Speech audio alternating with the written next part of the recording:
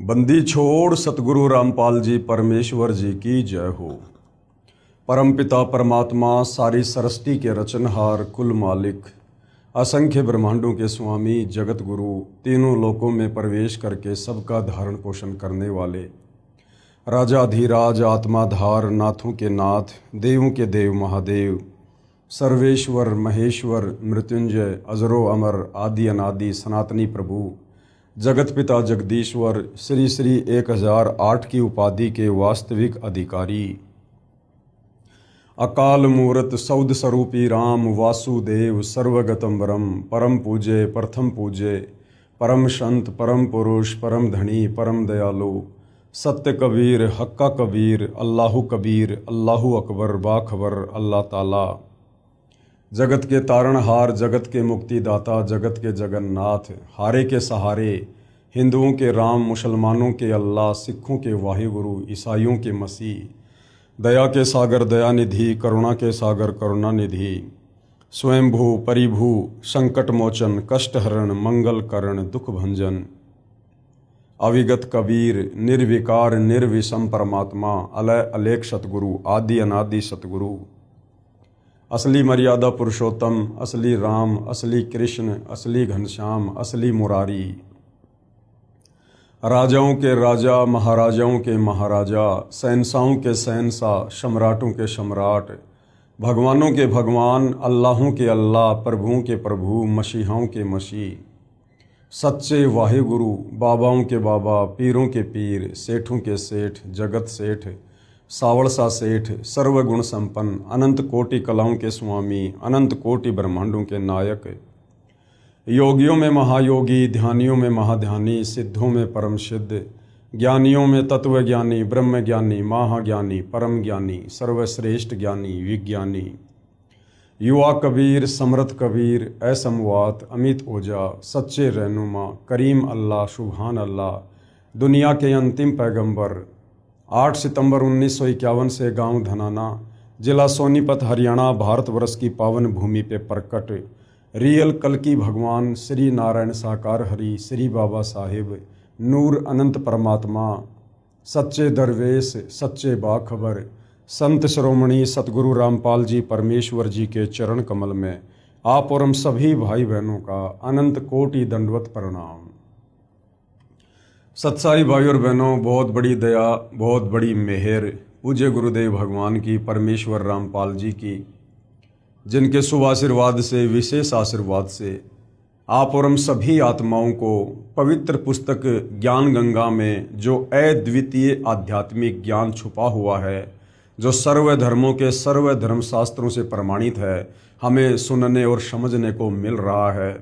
यदि इस ज्ञान को अच्छे से समझ लिया जाए और इस ज्ञान दाता सतगुरु रामपाल जी से उपदेश लेकर आजीवन मर्यादा में रहकर भक्ति की जाए तो निश्चित ही हमारी आत्मा का कल्याण इसी मनुष्य जन्म में संभव है। भाई और बहनों, ये पवित्र पुस्तक ज्ञान गंगा, इसके ऊपर आज हमारा ये 15वें नंबर का वीडियो है। यदि आप पहली बार ये वीडियो देख रहे हैं तो आप जी से प्रार्थना करूँगा कि आप जी इस पुस्तक पर बन चुके अब तक के समस्त वीडियो अवश्य देखिए, विशेषकर भूमिका को अवश्य देखिएगा, क्योंकि किसी भी पुस्तक की भूमिका को पढ़े बिना उस पुस्तक में किस प्रकार का ज्ञान है हम समझ नहीं पाएंगे। और ये पुस्तक ज्ञान गंगा, इसे तो जन जन ने पढ़ना चाहिए। जिसको मानव शरीर प्राप्त है स्त्री या पुरुष का, उनके लिए तो ये पुस्तक एक प्रकार से वरदान सिद्ध हो जाएगी यदि किसी ने इस पुस्तक को रुचि लेकर धैर्य के साथ निष्पक्ष होकर पढ़ लिया और यदि इनमें लिखी बातों पर अमल कर लिया तो भाई और बहनों, कुल का मालिक कौन है, एक परमात्मा कौन है, सारी सृष्टि को रचने वाला कौन है, ब्रह्मा विष्णु महेश को बनाने वाला कौन है, दुर्गा और इस ब्रह्म को गीता ज्ञान दाता को उत्पन्न करने वाला कौन परमात्मा है, वो कैसा है, कहाँ रहता है, कैसा दिखाई देता है, कैसे मिलता है और कैसे हम उसको प्राप्त करके और जब तक इस लोक में हैं यहाँ भी आध्यात्मिक लाभ प्राप्त कर सकते हैं और कैसे शरीर छूटने के बाद उस परमेश्वर के लोक में जाकर सदा सदा के लिए सुखी हो सकते हैं। इन तमाम बातों की जानकारी ये आत्मा सदियों से तलाश कर रही है, खोज रही है, परंतु किसी भी सवाल का कोई भी जवाब नहीं मिला। कारण ये था कि हमारे जितने भी आध्यात्मिक गुरु हैं, धर्म गुरु हैं, आचार्य शंकराचार्य हैं, मुल्ला मौलवी हैं, पोप पादरी हैं, पाठी हैं, इन्हें स्वयं तत्व ज्ञान नहीं, इन्हें स्वयं सृष्टि रचना का ज्ञान नहीं, ये लोग कथा करने के अधिकारी नहीं, गुरु पद पर बैठकर किसी को उपदेश देने के अधिकारी नहीं, जिसके चलते ये लोग भगत समाज को भी अध्यात्म के नाम पर केवल झूठ ही बोलते रहे, झूठ ही परोसते रहे। तो भाई और बहनों, अब वो समय आ गया है, साक्षात तत्वदर्शी संत के रूप में, जगत गुरु के रूप में, सर्व सृष्टि को रचने वाले और सर्व सृष्टि वासियों का पालन पोषण करने वाले कबीर परमेश्वर धरती पर प्रकट हो चुके हैं। यदि आवश्यकता है तो थोड़ा अध्यात्म में रुचि लेकर और उनके द्वारा लिखी पवित्र पुस्तक को पढ़ने की है, उनके सत्संग सुनने की है। आज हमारा इस पवित्र पुस्तक ज्ञान गंगा के ऊपर, जिसको सतगुरु रामपाल जी ने अपने कर कमल से लिखा है, आज हमारा ये 15वें नंबर का वीडियो है। और प्रत्येक वीडियो में हमें अध्यात्म के विषय में वो अनसुनी बातें, वो अनसुनी सच्चाई सुनने और समझने को मिल रही है, जिसके लिए हम युगों युगों से तड़प रहे थे। ये आत्मा भटक रही थी, परंतु वो वस्तु हमें मिल नहीं पा रही थी। तो भाई और बहनों, आज का टॉपिक है कि वो कबीर परमात्मा चारों युगों में आते हैं, यहाँ पर तत्वदर्शी संत की भूमिका करते हैं। आप और हम आत्माओं को अपने तत्व ज्ञान से समझाकर सतलोक ले जाने का प्रयास करते हैं। और जो जो आत्माएं तत्वदर्शी संत रूप में आए हुए कबीर परमेश्वर की शरण ग्रहण करके आजीवन मर्यादा में रहकर भक्ति करती रहती हैं, अंत समय में परमेश्वर उनको अपने साथ अपने निज लोक सतलोक ले जाते हैं। तो सतयुग में कबीर परमेश्वर जी सत सुकृत ऋषि के नाम से प्रकट हुए और किस प्रकार से उन्होंने मनु जैसे विद्वानों को भी, जो लोक वेद के आधार से विद्वान सिद्ध थे, कबीर परमेश्वर जी ने उनको भी वेदों का वास्तविक ज्ञान समझाने का प्रयास किया, सृष्टि रचना से परिचित करवाने का प्रयास किया। लेकिन मान बढ़ाई और अहंकार के चलते मनु जी ने कबीर परमेश्वर, जो सत सुकृत ऋषि के नाम से सतयुग में प्रकट थे, उनकी बातों पर गौर नहीं किया और परमेश्वर का नाम वामदेव रख दिया। क्योंकि परमेश्वर जो सत ज्ञान यहाँ बता रहे थे, वो यहाँ के चारों वेदों में नहीं है। 21 ब्रह्मांड की सृष्टि में किसी को भी पूरी जानकारी नहीं है, इसलिए उस ज्ञान को पहले कभी नहीं सुना था, इसलिए वो ज्ञान अटपटा लगा और परमेश्वर का नाम वामदेव रख दिया, यानी उल्टा ज्ञान प्रचार करने वाला। लेकिन भाई और बहनों, हम सब उस परमेश्वर की आत्मा है, चाहे ब्रह्मा विष्णु महेश हो, चाहे मनु जी हो, चाहे कोई भी धर्मगुरु हो, चाहे आम इंसान हो, या चाहे 184 योनियों में अपना कर्म भोग रहे जीव जंतु पशु पक्षी हों। परमेश्वर की कोशिश हमें हर प्रकार से समझा बुझाकर प्यार प्रेम से, साम दाम दंड भेद से भक्ति मार्ग पर लगाने की होती है। तो सतयुग में कबीर परमेश्वर किस प्रकार से प्रकट हुए, क्या क्या उन्होंने लीलाओं को जन्म दिया, आप और हमने पिछले वीडियो में देखा। आज के वीडियो में हम देखेंगे कि वही कबीर परमेश्वर फिर त्रेता युग में मुनिंदर ऋषि के नाम से प्रकट होते हैं और किस प्रकार से परमेश्वर भिन्न भिन्न लीलाओं को जन्म देते हैं, आप और हमें अध्यात्म समझाते हैं। उससे पहले भाई और बहनों, हमें सृष्टि रचना का ज्ञान होना बहुत जरूरी है, क्योंकि सृष्टि रचना को समझे बिना हम किसी भी धर्म के किसी भी पवित्र सदग्रंथ को नहीं समझ सकते हैं। क्योंकि सृष्टि रचना भक्ति मार्ग में मास्टर की का काम करती है।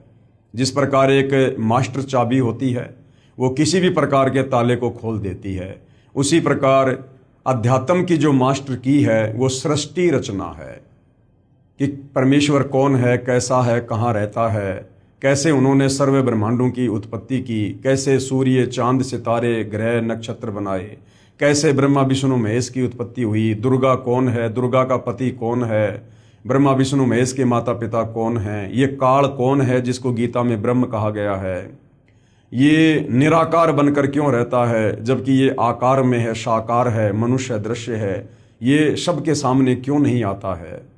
इन तमाम प्रकार के सवालों के जवाब, फिर आप और हम क्यों जन्म रहे हैं, क्यों मर रहे हैं, क्यों गधे कुत्ते सुअर बन रहे हैं, क्यों हमारी आंखों के सामने परिवार का परिवार तबाह हो जाता है। कोई नहीं चाहता कि मैं मरूं, मैं बूढ़ा हूं, लेकिन फिर भी हम मरते हैं, वृद्ध होते हैं, सारे कष्ट भोगते हैं। तो इन तमाम प्रकार के सवालों के जवाब आपको सृष्टि रचना समझने के बाद ही मिल सकते हैं, क्योंकि इन तमाम सवालों के जवाब हमारे धर्मशास्त्रों में हैं। चाहे आप मुस्लिम धर्म से हैं, हिंदू धर्म से हैं, सिख या ईसाई धर्म से हैं, उन धर्मों की पवित्र पुस्तकों में, ग्रंथों में इन तमाम सवालों के जवाब छुपे हुए हैं। लेकिन उनको समझने के लिए आपने पहले सृष्टि रचना को समझना पड़ेगा। तो भाइयों और बहनों, सतगुरु रामपाल जी ने अपने सत्संगों में बारंबार हमें सृष्टि रचना सुनाई है। इस पवित्र पुस्तक ज्ञान गंगा में भी उन्होंने सृष्टि रचना का समावेश किया है। सर्व धर्मों के धर्मशास्त्रों से फिर उस सृष्टि रचना को उन्होंने प्रमाणित किया है, जो बिल्कुल सत्य कथा है, नारायण कथा है, अमर कथा है। और इस सृष्टि रचना पर जब तक हमें विश्वास नहीं होगा, तब तक हम भक्ति मार्ग में आगे नहीं बढ़ सकते, हम अध्यात्म में सफल नहीं हो सकते। तो सृष्टि रचना को लेकर पूज्य गुरुदेव भगवान ने बताया कि सर्वप्रथम एक अनामी लोक था। उस अनामी लोक में कबीर परमात्मा स्वयं ही विराजमान थे। उस समय तक उन्होंने कोई भी आत्मा उत्पन्न नहीं की थी। उस परमेश्वर के और भी उपमात्मक नाम थे, सत्य पुरुष, शब्द स्वरूपी राम, अकाल मूरत, परम अक्षर ब्रह्म आदि आदि। उसके बाद कबीर परमेश्वर जी ने नीचे के 3 और अविनाशी लोक रचने का ख्याल किया, विचार किया, और अनामी लोक में बैठकर उस अनामी परमेश्वर ने, क्योंकि अनामी लोक में रहने के कारण कबीर परमेश्वर को अनामी पुरुष भी कहा जाता है, तो कबीर परमेश्वर जी ने अनामी लोक में बैठकर नीचे के 3 और अविनाशी लोकों की रचना की। सबसे पहले अगम लोक की रचना की, उसके बाद अलख लोक की रचना की, और फिर तीसरे नंबर पर सतलोक की रचना की। उसके बाद इन तीनों लोकों में वही कबीर परमेश्वर अपने रूप को रूपांतरण करते हुए सिंहासन पर विराजमान होते हैं। अगम लोक में विराजमान होने के कारण उस कबीर परमेश्वर को अगम पुरुष भी कहा जाता है। फिर अलख लोक में विराजमान होने के कारण उस कबीर परमेश्वर को अलख पुरुष कहा जाता है, और सत्यलोक में सिंहासन पर विराजमान होने के कारण उसी कबीर परमेश्वर को सत्य पुरुष की संज्ञा भी दी जाती है। उसके बाद कबीर परमेश्वर जी ने तीनों लोकों की रचना करके सर्वप्रथम सबसे नीचे के लोक सतलोक में सृष्टि को रचने की योजना बनाई। सर्वप्रथम कबीर परमेश्वर जी ने अपने एक वचन से 16 द्वीपों की रचना की। उसके बाद 16 शब्द उच्चारण किए और 16 पुत्रों की उत्पत्ति की, और अपने प्रत्येक पुत्र को एक एक द्वीप में रहने का आदेश दिया। उसके बाद कबीर परमेश्वर ने सतलोक में मानसरोवर की रचना की और भी काफ़ी रचनाएं की। उसके बाद कबीर परमेश्वर जी ने अपने 12वें नंबर के पुत्र अचिंत से कहा कि बेटा, मैं आपको वचन शक्ति देता हूँ, शब्द शक्ति देता हूँ, आप सतलोक में कुछ रचना करो। अचिंत ने कबीर परमेश्वर से शब्द शक्ति प्राप्त करके एक अक्षर पुरुष की उत्पत्ति की सृष्टि रचना में सहयोग देने के लिए। अक्षर पुरुष सतलोक में बने मानसरोवर में जाकर सो गया, क्योंकि वहाँ पर श्वासों से शरीर नहीं चलता है, वहाँ पर नूरी शरीर है, एक तत्व का शरीर है। मानसरोवर में सो जाने के कारण और गहरी निंद्रा में होने के कारण अक्षर पुरुष कई युगों तक मानसरोवर से बाहर नहीं आया। अचिंत ने कबीर परमेश्वर से प्रार्थना की कि हे परमेश्वर, सृष्टि की रचना नहीं हो पा रही है, क्योंकि अक्षर पुरुष मानसरोवर में जाकर सो गया है और मैं उसे नहीं जगा पा रहा। तब कबीर परमेश्वर ने कहा कि बेटा, तुम सृष्टि रचना करने में सक्षम भी नहीं हो, समर्थ का काम उसी को साजे और करे तुम मूर्ख बाजे। तुम्हें एक छोटा सा ट्रेलर दिखाया गया था ताकि आगे चलकर मेरे द्वारा की जाने वाली किसी भी रचना में तुम किसी भी प्रकार से बाधक ना बनो, तुम्हें अपनी औकात का पता रहे। उसी समय कबीर परमेश्वर ने उस मानसरोवर के जल को अपने हाथ में लिया, अपनी वचन शक्ति से एक अंडा बनाया, उस अंडे में अपनी वचन शक्ति से एक आत्मा प्रवेश की और अक्षर पुरुष को जगाने के लिए अंडा मानसरोवर में छोड़ दिया। अंडा मानसरोवर में नीचे चला गया। अंडे की गड़गड़ाहट की आवाज से अक्षर पुरुष की निंद्रा भंग हुई। निंद्रा भंग होते ही अक्षर पुरुष ने गुस्से से अंडे की तरफ देखा और गुस्से के कारण अंडा दो भाग हो गया, यानी फूट गया। उसमें से एक आत्मा निकली जिसको ज्योति निरंजन का नाम दिया गया, क्योंकि जिस समय अंडे से वो आत्मा निकली थी उसमें तेज था, उसमें नूर था। उसी समय कबीर परमेश्वर जी ने आकाशवाणी की कि अक्सर पुरुष, आप निंद्रा में थे, आपको जगाने के लिए ये सारी क्रिया की गई है, आप दोनों मानसरोवर से बाहर आ जाओ। उसी समय दोनों आत्मा ज्योति निरंजन और अक्सर पुरुष मानसरोवर से बाहर आ जाते हैं और कबीर परमेश्वर ने कहा कि आप दोनों आत्मा, आप अचिंत के द्वीप में उसके साथ रहो। परमेश्वर की आज्ञा प्राप्त करके ज्योति निरंजन और अक्सर पुरुष दोनों अपने बड़े भाई अचिंत के द्वीप में उसके साथ रहने लगे। उसके बाद कबीर परमेश्वर जी ने सतलोक में और बहुत सारी अनंत आत्माओं की अपने वचन से उत्पत्ति की और बहुत सारी रचना की। काफी समय बीत जाने के बाद ज्योति निरंजन के मन में एक खरपतवार उत्पन्न हुई कि हमारे बाकी 15 भाई एक एक द्वीप में अलग अलग रह रहे हैं और हम तीनों एक ही द्वीप में रह रहे हैं, क्यों ना परमेश्वर से अलग से राज्य प्राप्त किया जाए। उसके लिए इस ज्योति निरंजन ने सतलोक में एक पैर पर खड़ा होकर तप करना शुरू कर दिया। कबीर परमेश्वर ने पूछा कि भाई ज्योति निरंजन, आप ये तप क्यों कर रहे हो, हट क्यों कर रहे हो? ज्योति निरंजन ने कहा कि पिताजी, मुझे कुछ अलग से राज्य दीजिए, मेरे लिए वो जगह थोड़ी है। और जिस समय भाई और बहनों ये ज्योति निरंजन सतलोक में एक पैर पर खड़ा होकर तप कर रहा था, उस समय आज आप और हम जितनी भी आत्माएं इस मृत लोक में, इस 21 ब्रह्मांड में, ब्रह्मा विष्णु महेश से लेकर आप और हम जैसे आम इंसान, 184 योनियों के जलचर, थलचर, नभचर जितने भी प्राणी हैं, गंदी नाली के कीड़े से लेकर ब्रह्मा विष्णु महेश तक, जो आज हम यहाँ पर दुख भोग रहे हैं, नरक भोग रहे हैं, जन्म और मरण के रोग में हैं, 184 योनियों का कष्ट भोग रहे हैं, हम सभी आत्माएं उस समय तप कर रहे उस ज्योति निरंजन के ऊपर आसक्त हो गए। कबीर परमात्मा ने हमें बीच बीच में बहुत सावधान किया कि बच्चों, ये नादान है, इसकी नादानी को मत देखो, ये अपने कर्म फोड़ रहा है। आप आत्माओं को किस बात की कमी है? आपको सर्व सुख है, सर्व सुविधा है, आप अपनी भक्ति करो, प्रेम से आराम से रहो, इस नादान की नादानी को मत देखो। हम आत्माएं ऊपर से तो सावधान हो गई, परंतु अंदर से जो कशक थी वो जो की त्यों ज्योति निरंजन के प्रति बनी रही।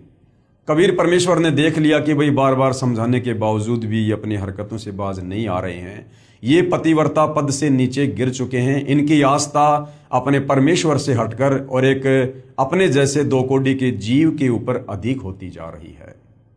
इसलिए कबीर परमेश्वर ने सोचा कि अब ये आत्मा सतलोक में रहने के लायक नहीं है। उधर से जब सत्तरयुग ज्योति निरंजन ने तप पूरा कर लिया तो कबीर परमेश्वर ने कहा, भाई आपको क्या चाहिए? ज्योति निरंजन ने कहा, पिताजी मुझे अलग से राज्य दे दीजिए। कबीर परमेश्वर ने उसके 70 युग के तप के बदले उसे सतलोक में 21 ब्रह्मांड दे दिए, जैसे कोई सेठ साहूकार पिता अपने बच्चे को 21 प्लाट दे देता है। उन 21 ब्रह्मांडों को प्राप्त करके ज्योति निरंजन फूला नहीं समाया और अपने उन ब्रह्मांडों में सैर करने लगा, घूमने फिरने लगा। काफ़ी समय बाद उसके मन में आया कि खाली प्लाटों का क्या करूँगा, इसमें कुछ रचना भी होनी चाहिए। उस रचना की सामग्री को प्राप्त करने के लिए ज्योति निरंजन ने सतलोक में फिर से एक पैर पर खड़ा होकर तप करना शुरू कर दिया। जब 70 युग बीत गए तब कबीर परमेश्वर ने पूछा कि भाई अब आपको क्या चाहिए? जो आपने मांगा था मैंने आपको दिया। ज्योति निरंजन ने कहा कि पिताजी मुझे कुछ रचना रचने की सामग्री दे दीजिए ताकि मैं कुछ कंस्ट्रक्शन अपने ब्रह्मांडों में कर सकूं। उस समय ये 5 तत्व और 3 गुण ये कबीर परमेश्वर के सबसे बड़े पुत्र कूरम के मुकुट में सूक्ष्म रूप में बीज रूप में थे। कबीर परमेश्वर जी ने ज्योति निरंजन से कहा कि आप अपने बड़े भाई कूरम के पास जाओ, बड़े ही प्यार से, बड़े ही अदब से आप उससे ये सामग्री मांगना, मेरा नाम लेकर, मेरा आदेश बताकर वो तुझे प्रदान कर देगा। ज्योति निरंजन अपने बड़े भाई कूरम के पास जाता है रचना सामग्री प्राप्त करने के लिए। कूरम उस समय समाधि में था, ध्यान में था, भक्ति में लीन था। वहां जाकर ज्योति निरंजन ने आवाज दी कि भैया मुझे पिताजी ने भेजा है, तुम्हारे पास में सृष्टि को रचने की सामग्री है, वो मुझे चाहिए। लेकिन कूरम ध्यान में था, उसकी बात को नहीं सुन पाया। उधर से ज्योति निरंजन ने अपना धैर्य खो दिया और कूरम को जगाने के लिए उसके मुकुट को हिलाया। जैसे ही कूरम के मुकुट को हिलाया, उसमें से 3 गुण निकले, रजगुण, सतगुण और तमगुण। इन तीनों को प्राप्त करके ज्योति निरंजन बड़ा प्रसन्न हुआ और सोचा इसके मुकुट में तो और भी बहुत कुछ होगा। फिर से उसके मुकुट को हिलाया तो उसमें से 5 तत्व निकले, पृथ्वी, अग्नि, जल, वायु, आकाश। ये बीज रूप में थे, सूक्ष्म रूप में थे। इतने में कूरम समाधि से बाहर आता है और कहता कि आप ये क्या कर रहे हो। ज्योति निरंजन ने कहा कि मुझे पिताजी ने आज्ञा दी है और मुझे ये रचना सामग्री प्राप्त करनी थी। तो कूरम ने कहा कि ये तो बहुत कीमती वस्तु है और मुझे सत्य पुरुष ने दी है, मुझे पिताजी ने दी है, कबीर परमेश्वर ने दी है और उनकी आज्ञा के बिना मैं ये किसी और को नहीं दे सकता। आप थोड़ा सा धैर्य धारण करो, मैं अभी पिताजी से आज्ञा प्राप्त करता हूँ। लेकिन काल ने एक नहीं सुनी और उसी समय वहाँ से वो निकल लिया। कूरम थोड़ा नाराज हुआ और परमेश्वर जी को सारी बात ध्यान के माध्यम से बताई। उसी समय कबीर परमेश्वर जी ने कहा कि बेटा, छोटे गलती किया करते हैं, बड़े माफ़ किया करते हैं। वो नादान है और उसके लोक में कभी भी शांति नहीं रहेगी। घर घर में लड़ाई झगड़ा, मन मुटाव, छल कपट इसी प्रकार से रहेगा। कूरम शांत हो गया। ज्योति निरंजन सारी रचना की सामग्री को प्राप्त करके अपने 21 ब्रह्मांडों में आता है और काफी कुछ रचना करता है। हम सभी नादान आत्माएं उसके ऊपर कुर्बान हो चुकी थी, पतिव्रता पद से नीचे गिर चुकी थी। कुछ समय बाद ज्योति निरंजन ने देखा कि मैंने बहुत सारा निर्माण कार्य भी कर लिया है, लेकिन मेरे अकेले का मन नहीं लग रहा, कुछ आत्मा हो तो बात बने। ये सोचकर ज्योति निरंजन ने फिर से सतलोक में 64 युग तप किया। 64 युग तप करने के बाद कबीर परमेश्वर जी ने कहा कि भाई ज्योति निरंजन, आपको जो चाहिए था वो मिल गया, अब और क्या चाहिए, आप ये क्यों हट कर रहे हो। ज्योति निरंजन ने कहा, पिताजी मुझे कुछ आत्मा दे दो, मेरा अकेले का मन नहीं लगता। कबीर परमेश्वर ने कहा कि बेटा, तेरे तप के बदले अगर तुझे और ब्रह्मांड चाहिए तो मैं दे सकता हूँ, परंतु ये मेरे बच्चे हैं, मेरी आत्मा हैं, ये मेरे वचन से, मेरे शब्द से, मेरे शरीर से उत्पन्न हैं, इनको मैं किसी भी कीमत पर नहीं दे सकता हूँ। हाँ, यदि कोई तेरे साथ स्वेच्छा से जाना चाहे तो मैं आज्ञा दे सकता हूँ।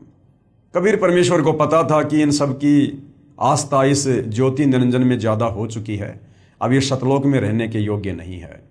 और ये ज्योति निरंजन भी हमें बार बार कहा करता था कि मैंने पिताजी से ऐसे ऐसे 21 ब्रह्मांड प्राप्त कर लिए हैं, मैंने बहुत ही बढ़िया वहाँ पर रचना की है, हम वहाँ पर मौज किया करेंगे, सुख भोगा करेंगे, क्या तुम मेरे साथ चलोगे।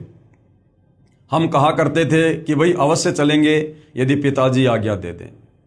तो ज्योति निरंजन ने कहा कि पिताजी, कुछ आत्माएं हैं जो मेरे साथ जाना चाहती हैं। परमेश्वर ने कहा, ठीक है भाई, मेरे सामने स्वीकृति दिलवा दे, मैं उनको भेज दूंगा। ज्योति निरंजन और कबीर परमेश्वर हम सभी आत्माओं के पास आते हैं और परमेश्वर जी कहते हैं कि भाई कौन कौन हंस आत्मा है जो इस ज्योति निरंजन के साथ इसके 21 ब्रह्मांडों में जाना चाहती है। चारों तरफ सन्नाटा छा गया, किसी की बोलने की हिम्मत नहीं हुई। तो कबीर परमेश्वर ने कहा, भाई ज्योति निरंजन, आप तो कह रहे थे कि कुछ आत्माएं मेरे साथ जाना चाहती हैं, यहाँ तो कोई कुछ नहीं बोल रहा। इतने में एक आत्मा ने सर्वप्रथम हाथ खड़ा किया और कहा, पिताजी मैं जाना चाहता हूँ। उस आत्मा की देखा देखी फिर असंख्य आत्माओं ने हाथ खड़े कर दिए कि कहीं सारी लूट, सारी मौज 21 ब्रह्मांडों में ये अकेला ही ना लूट ले। असंख्य आत्माओं ने हाथ खड़े कर दिए। कबीर परमेश्वर ने कहा, ठीक है भाई ज्योति निरंजन, आप अपने 21 ब्रह्मांडों में जाइएगा, मैं इन तमाम आत्माओं को तुम्हारे पास अपने हिसाब से भेज दूंगा। ज्योति निरंजन अपने 21 ब्रह्मांडों में चला जाता है। पीछे से कबीर परमेश्वर ने सर्वप्रथम जिस हंस आत्मा ने काल के साथ जाने के लिए हाथ खड़ा किया था, उसकी एक युवा लड़की बनाया, सुंदर लड़की बनाया। और हम जितनी भी आत्माएं थी, तमाम आत्माओं को परमेश्वर जी ने सूक्ष्म रूप में उस लड़की के अंतःकरण में डाल दिया, जिसका नाम उन्होंने अष्टंगी रखा, आस्ट्रा रखा, आदि माया रखा, जिसको आगे चलकर दुर्गा भी कहा गया। वही शेरा वाली माता दुर्गा। हम सभी आत्माओं को दुर्गा के अंतःकरण में सूक्ष्म रूप में डाल दिया और कहा, बेटी मैंने तुझे सब शक्ति दे दी है, जितनी आत्मा ज्योति निरंजन कहेगा तू उत्पन्न कर सकती है। उस समय उस आदि माया दुर्गा को जो है वो प्रजनन इंद्री नहीं थी, क्योंकि सतलोक में किसी को भी प्रजनन इंद्री नहीं है। और कबीर परमेश्वर ने अपने पुत्र सहजदास के द्वारा दुर्गा को ज्योति निरंजन के पास भिजवा दिया। सहजदास दुर्गा को ज्योति निरंजन के पास उसके 21 ब्रह्मांडों में छोड़कर आ जाता है और सारी बात बताकर आ जाता है। सहजदास के आने के बाद ज्योति निरंजन के मन में खरपतवार उत्पन्न हुई, क्योंकि पहले ही वो 3 गुण प्राप्त कर चुका था, जिसमें एक गुण है रजगुण। रजगुण के प्रभाव से वो विषय वासनाओं से ग्रस्त हुआ और लड़की के युवा रंग रूप को देखकर उस पर आसक्त हो गया और उसके साथ में बलात् करने का प्रयास करने लगा। दुर्गा ने कहा कि भाई आप ऐसा जुल्म ना करो, आप मेरे बड़े भाई हो, आपको परमेश्वर ने पहले अंडे से उत्पन्न किया है, बाद में हमें अपने वचन से किया है, आप मेरे बड़े भाई हो, भाई बहन का ये दुष्कर्म बहुत बड़ा पाप होगा। मेरे पास में सबद शक्ति है, आप जितनी आत्मा चाहोगे मैं उत्पन्न कर दूंगी। परंतु विषय वासनाओं से बहुत अधिक प्रभावित होकर इस ज्योति निरंजन ने दुर्गा की एक भी बात नहीं सुनी और अपने नाखूनों से जबरदस्ती अपनी सिद्धि से दुर्गा को स्त्री इंद्री लगाने का प्रयास किया। दुर्गा ने सूक्ष्म रूप बनाया और इस ज्योति निरंजन के मुख के माध्यम से उसके पेट में जाकर शरण ली और वहां से फिर कबीर परमेश्वर को याद किया कि हे पिताजी मेरी रक्षा करो। कबीर परमेश्वर वहां अपने पुत्र जोगजीत, जिसको योग संताइन भी कहते हैं, जो परमेश्वर के 16वें नंबर का पुत्र है, उसका रूप बनाकर वहां पर प्रकट होते हैं। और कबीर परमेश्वर जी इस ज्योति निरंजन से कहते हैं कि भाई ज्योति निरंजन, तूने बहुत बड़ी गलती की है, सतलोक में ऐसा गंदा कर्म करने की सोच रखने वाले को भी नहीं रखा जा सकता। मैं श्राप देता हूं आज के बाद तेरा नाम काल होगा। इतना कहते ही उसका पूरा शरीर काला हो गया, उसके लंबे लंबे दांत, ओछा माथा, विकराल चेहरा, और कहा कि आज के बाद तू 1 लाख मानव शरीरधारी आत्माओं के सूक्ष्म शरीर से निकली वासना को, गंध को, मैल को खाया करेगा। ये मैं तुझे श्राप देता हूं और इसी समय मेरे आदेश से तू अपने 21 ब्रह्मांडों को लेकर सतलोक से दूर चला जा। उसी समय विमान की तरह 21 ब्रह्मांड चल पड़े और सतलोक से 16 शंख कोश की दूरी पर आकर परमेश्वर की वचन शक्ति से, वैज्ञानिक जिसको गुरुत्वाकर्षण शक्ति कहते हैं, स्थिर हो गए और ये 5 तत्व, 3 गुण अपनी अपनी जगह पर स्थिर हो गए। सतलोक से 16 शंख कोश की दूरी पर आने के बाद इस ज्योति निरंजन ने दुर्गा से कहा कि दुर्गा, अब मैं अपनी मनमानी करूंगा, अब मेरा कौन क्या बिगाड़ लेगा, मुझे जो सजा मिलनी थी मिल चुकी है। और दुर्गा के साथ में जबरदस्ती करने का प्रयास करने लगा। दुर्गा ने फिर समझाया कि भाई देख, सर्वप्रथम तो तू मेरा बड़ा भाई है, मैं तेरी छोटी बहन हूं, उसके बाद मैं तेरे पेट से बाहर आई हूं, मैं तेरी बेटी हुई, बाप बेटी का, भाई बहन का ये कुक्रम महापाप का भागी होगा, आप ऐसा ना करो। मेरे पास वचन शक्ति है परमेश्वर की दी हुई, कबीर भगवान की, आप जितनी आत्मा चाहोगे मैं उत्पन्न कर दूंगी। परंतु रजोगुण के प्रभाव से प्रभावित होने के चलते इसने दुर्गा की एक नहीं सुनी और इसने दुर्गा के साथ में शादी की, पति पत्नी व्यवहार किया और इसने 3 पुत्रों की उत्पत्ति की। सबसे बड़े का नाम ब्रह्मा रखा, उससे छोटे का विष्णु, तीसरे नंबर वाले का शंकर, और तीनों को एक एक गुण से युक्त कर दिया। और इसने अपने इन 21 ब्रह्मांडों को 4 महाब्रह्मांडों में सेट कर दिया। एक महाब्रह्मांड में इसने 5 ब्रह्मांडों को सेट किया और एक महाब्रह्मांड के बराबर एक ब्रह्मांड में ये स्वयं ऊपर रहता है, जिसको ब्रह्मलोक कहते हैं, जहां पर इसने तपतशिला बना रखी है, जहां ये प्रतिदिन 1 लाख मानव शरीरधारी आत्मा, स्त्री या पुरुष जो मरते हैं, उनके सूक्ष्म शरीर से निकली वासना को वहां पर भून भून के खाता है।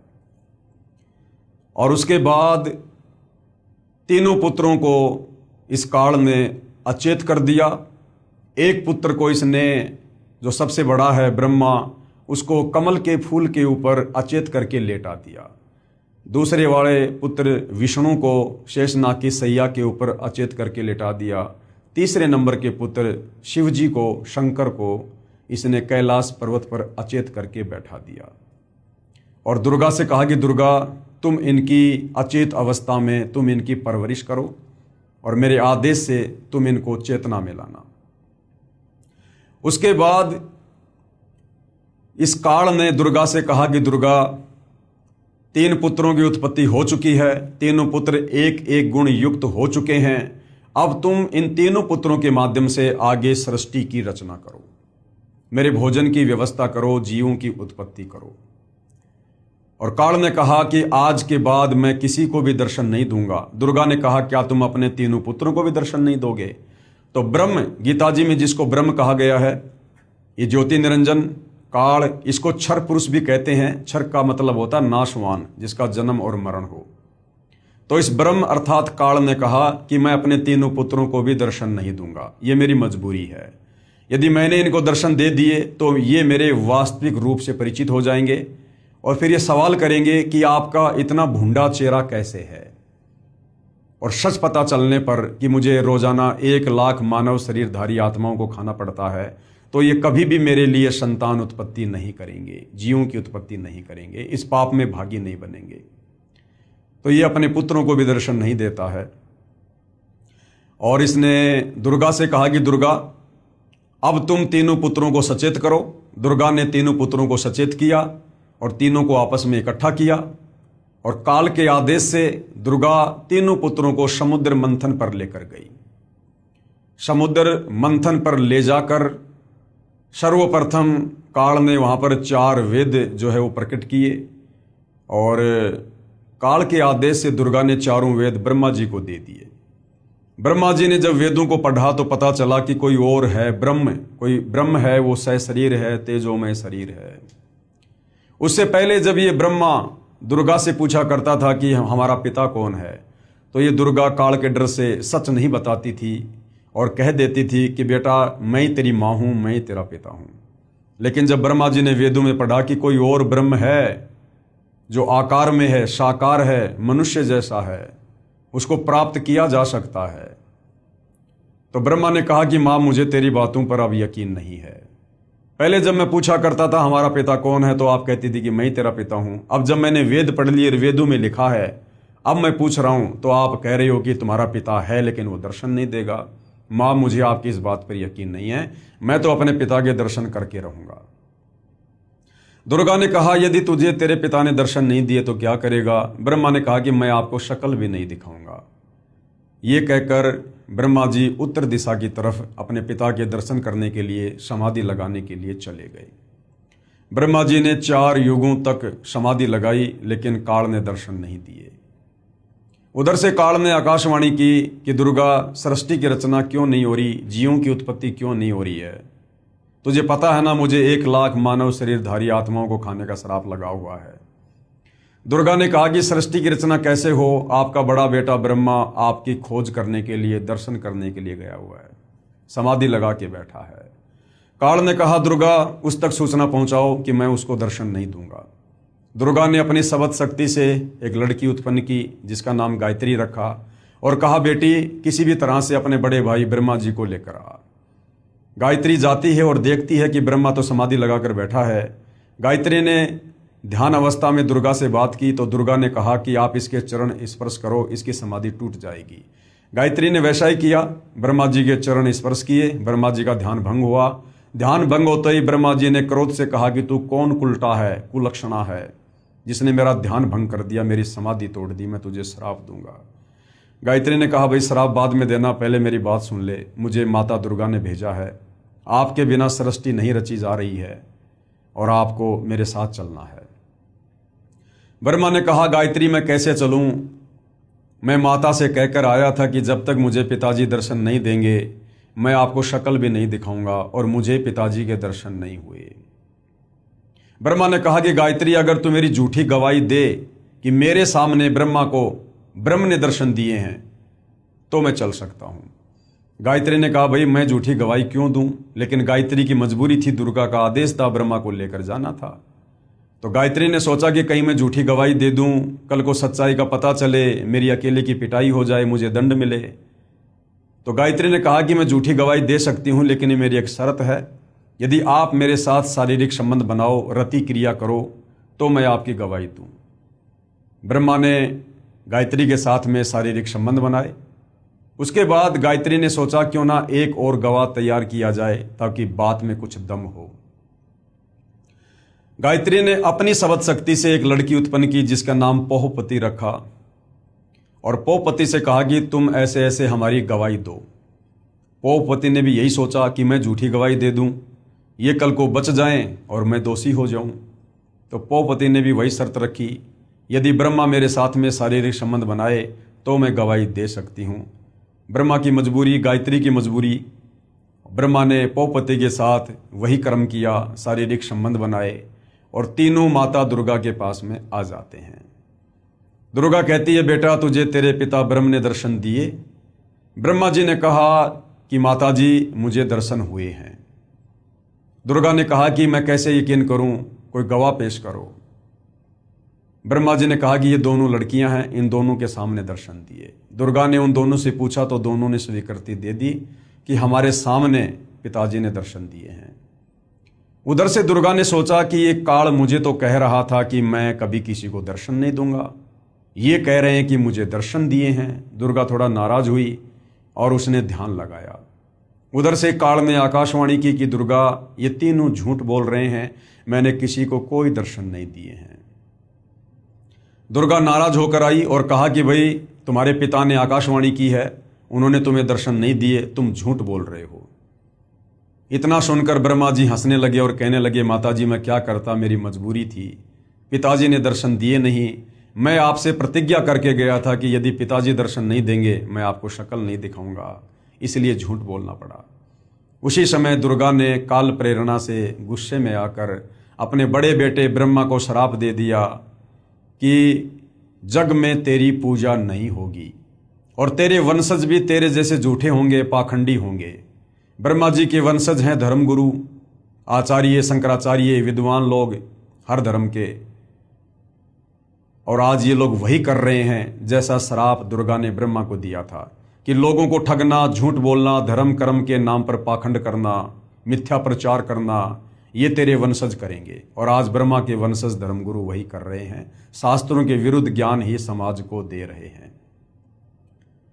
इतना सुनकर ब्रह्मा जी बेहोश हो गए और दुर्गा ने फिर गायत्री को श्राप दिया जिसने झूठी गवाही दी थी कि तू मृत लोक में यानी पृथ्वी लोक पर गाय बनेगी और तेरे कई कई सांड जो है वो पति होंगे।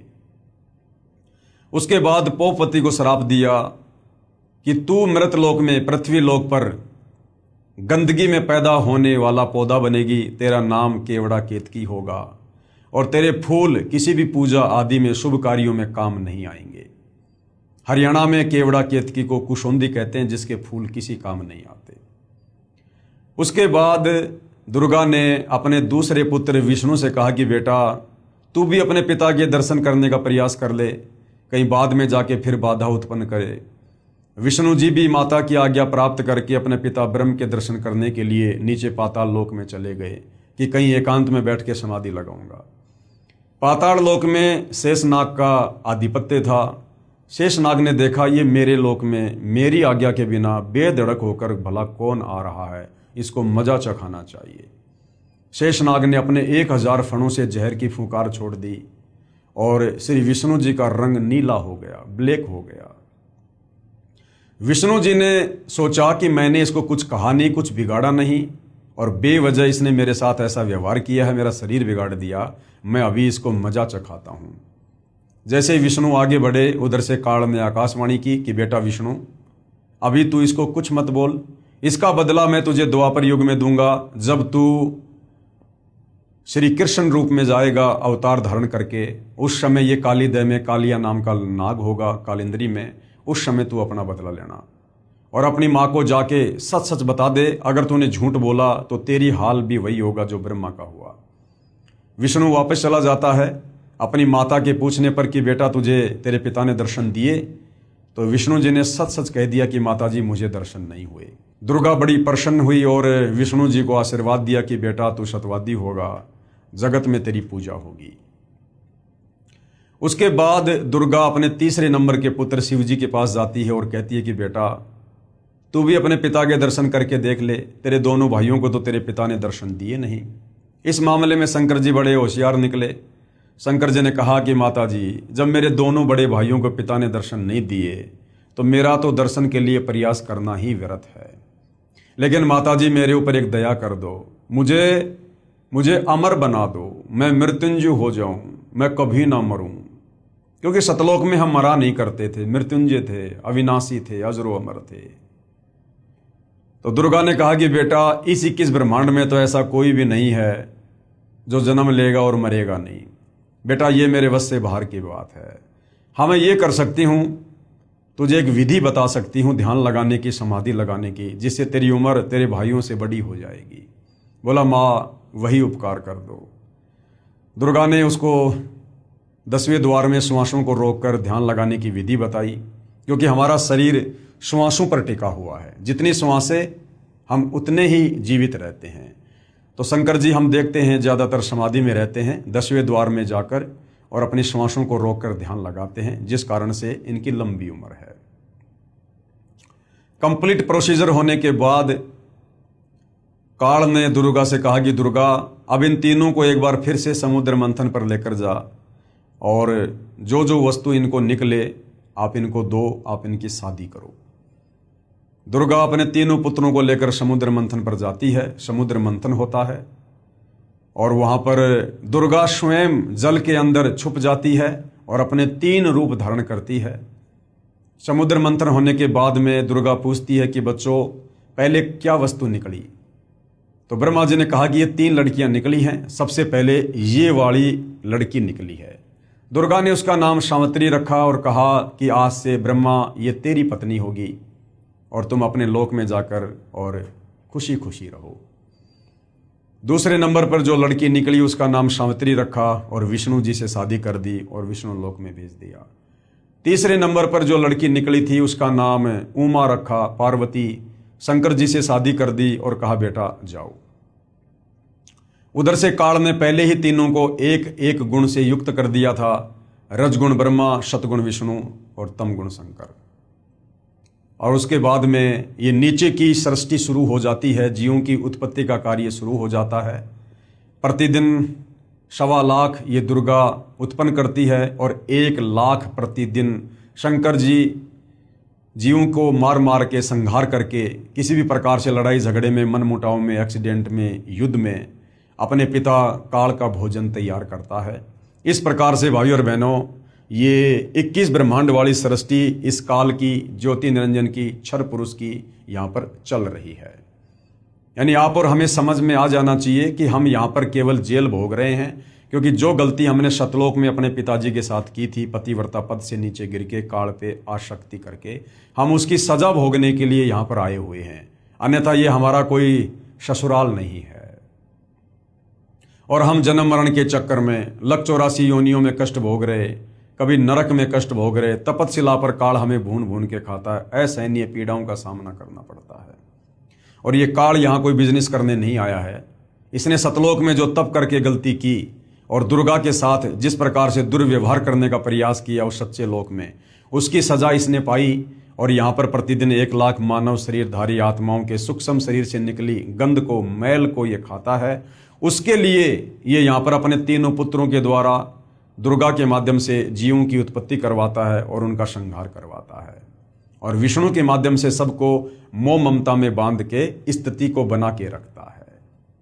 तो इस प्रकार से भाइयों और बहनों इस काल की ये सृष्टि यहाँ पर चल रही है। उसके बाद सतलोक में जो अक्षर पुरुष था, जो अक्षर पुरुष उस ज्योति निरंजन और अचिंत के साथ एक द्वीप में रहा करता था, अक्षर पुरुष के मन में आया कि क्षर पुरुष यहां से जा चुका है, ज्योति निरंजन यहां से जा चुका है 21 ब्रह्मांड लेके, और वो तो बहुत ज्यादा मौज मस्ती कर रहा होगा, बड़े सुख भोग रहा होगा, बड़े आनंद में होंगे लोग जो उसके साथ गए हैं। ये सोचकर अक्षर पुरुष ने भी सतलोक में जो भक्ति करते हैं, सार नाम का जाप करते हैं, सार नाम का जाप भी किया और साथ में चिंतित रहने लगा, व्याकुल रहने लगा अपने साथी ज्योति निरंजन की याद में। कबीर परमेश्वर ने उसे भी सावधान किया कि बेटा आप ये गलती ना करो, आप पतिव्रता पद से नीचे मत गिरो, आपको यहां पर सर्व सुविधा है, आपको जो चाहिए आप बोलो, आप एक जीव के ऊपर आसक्त क्यों हो रहे हो। लेकिन अक्सर पुरुष भी अपनी हरकतों से बाज नहीं आया। काफी समय बाद कबीर परमेश्वर ने पूछा कि बता तुझे क्या चाहिए। अक्सर पुरुष ने कहा कि पिताजी मुझे भी अलग से राज्य प्रदान कर दो। कबीर परमेश्वर ने अक्सर पुरुष को 7 शंख ब्रह्मांड दे दिए। नील शंख, 7 शंख ब्रह्मांड।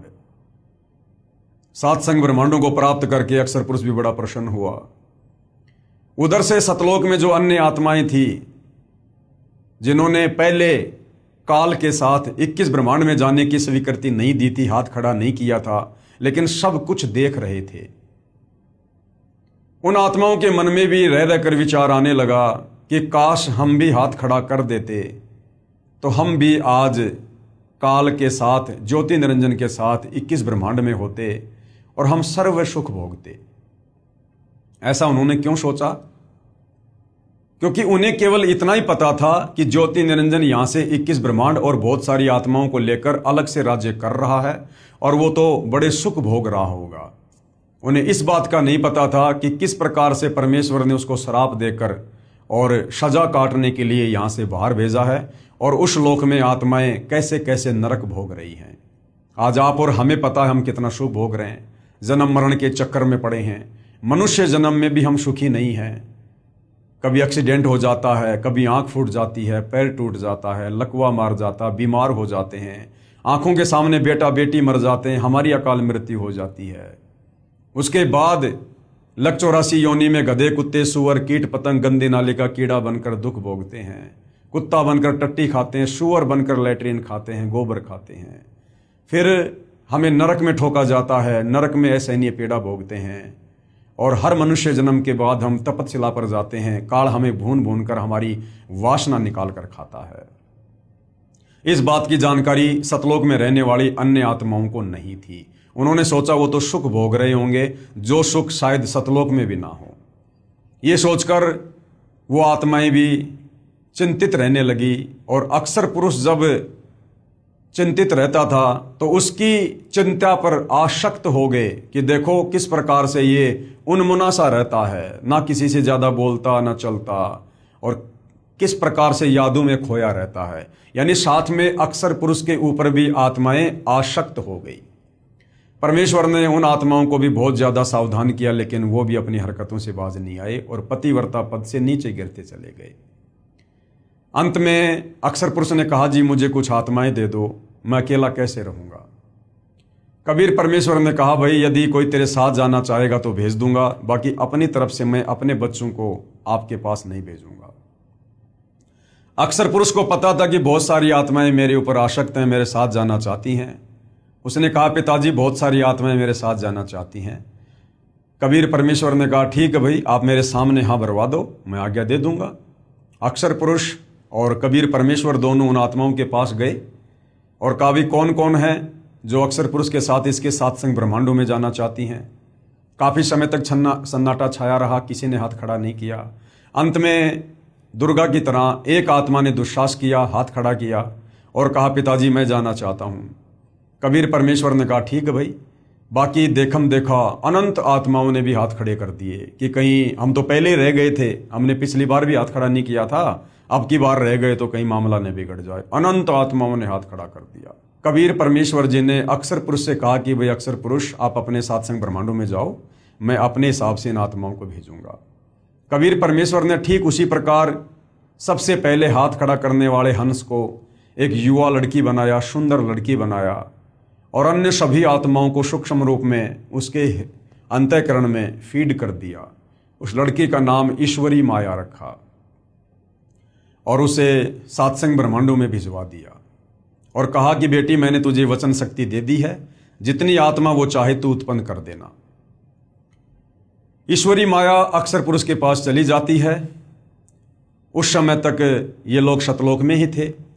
परमात्मा ये देखना चाहते थे कि क्या ये अक्सर पुरुष भी वो गलती करेगा जो गलती उस काल ने दुर्गा के साथ बलात्कार करने की। उस समय तक कबीर परमेश्वर ने स्त्री इंद्री ईश्वरी माया को नहीं लगाई थी। अक्सर पुरुष के पास जाते ही अक्सर पुरुष ने जब लड़की को देखा, रूप रंग निखरा हुआ, युवा शरीर सुंदर, उसके मन में भी वही दोष उत्पन्न हुआ। परंतु अक्सर पुरुष ने वो गलती नहीं की जबरदस्ती करने की जो ज्योति निरंजन ने की थी। अक्सर पुरुष ने ईश्वरी माया से सहमति ली, शारीरिक संबंध बनाने की, पति पत्नी व्यवहार करने की। ईश्वरी माया ने उसको सहमति प्रदान कर दी और दोनों ने अपनी सहमति से जो है वहां पर शारीरिक मिलन किया, पति पत्नी व्यवहार किया, जिसके चलते अक्सर पुरुष के सात्संग ब्रह्मांडों में तपतशिला का कष्ट नहीं है। जीवों को भून भून के नहीं खाया जाता है। बाकी कष्ट ज्यों के त्यों जो 21 ब्रह्मांड में है, जन्म और मरण का, काम धंधा करके खाना पीना, और ये लक 84 योनियों में गधा कुत्ता शुअर, कभी आंख फूटना, कभी एक्सीडेंट होना, और नरक में जाना, राग द्वेष ईर्ष्या मान बढ़ाई छल कपट निंदा चुगली चोरी जारी, सब कुछ ऐसी व्यवस्था अक्सर पुरुष के सात्संग ब्रह्मांडों में है। केवल तपतशिला का कष्ट नहीं है, ये आत्माओं को खाता नहीं है, क्योंकि इसने वो गलती नहीं करी जो गलती काल ने दुर्गा के साथ सतलोक में जबरदस्ती करके की थी। तो इस प्रकार से कबीर परमेश्वर ने सतलोक के ही एक कोने में अलग से और सात्संग ब्रह्मांडों को बांध कर रख दिया। अपनी मर्जी से वापस सतलोक में ना तो अक्सर पुरुष आ सकता, ना ईश्वरी माया आ सकती, और ना वो तमाम आत्माएं जो उसके सात्संग ब्रह्मांडों में है।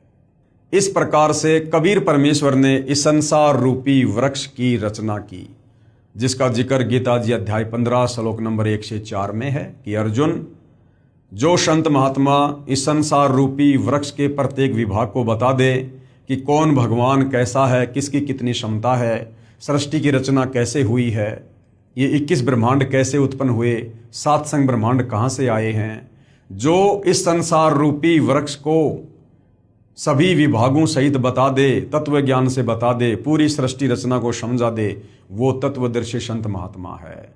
उसकी शरण में जाकर भक्ति करने से आप मेरे यानी काल के 21 ब्रह्मांडों से मुक्त होकर वापस सतलोक जा सकते हो।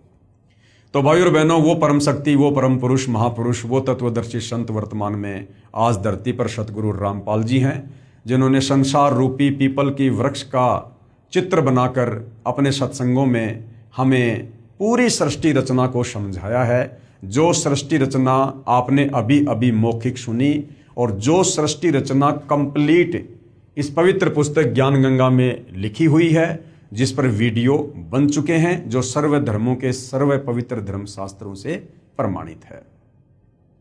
उसके बाद भाइयों और बहनों, जब हम यहाँ काल के किस ब्रह्मांड में आकर असहनीय पीड़ा भोगने लगे, कष्ट भोगने लगे, गधे कुत्ते सुअर बनने लगे, आत्मा रोने लगी, अपने परम पिता को याद करने लगी।